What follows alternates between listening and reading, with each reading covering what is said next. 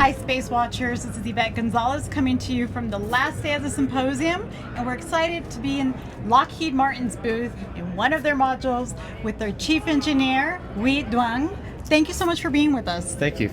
So I have a few questions because it's really exciting to see what's the future for every organization here. Absolutely. But can you tell us a little bit about your work at Lockheed and your role? Yes. So I'm actually the chief engineer for Lockheed Martin.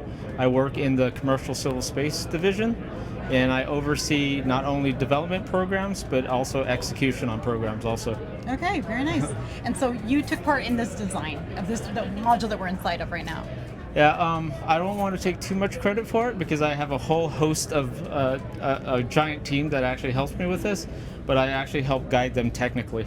I heard you're very humble, but tell us a little bit about the design. So the design is actually to replace metallic modules.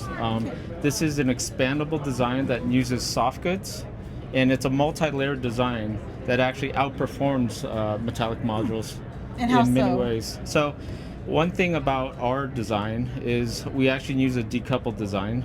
It's slightly different than our competitors, but in comparison to metallic modules, we end up being twice as strong as metallic modules. So metallic modules are certified to 2x factor safety, whereas ours is certified to a 4x factor of Are safety. you the first to do that? Absolutely not. So NASA actually started developing this way back in the 1990s under TransHab. TransHab was a basket weave architecture, but from then till now, we've actually developed it into a decoupled architecture, which is probably more highly predictable in terms of its performance. Okay.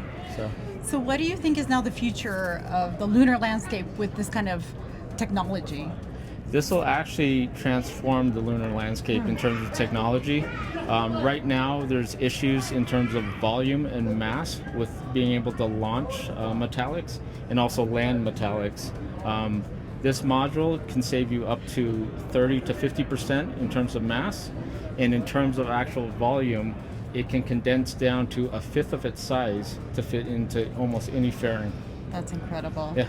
Well, I have to say, this is my first symposium. Yep. And so I'm wondering what your takeaway is from this week. It's been a really active week. Yeah, this week actually has been incredibly tiring for me, but it's actually been incredibly entertaining and exciting also.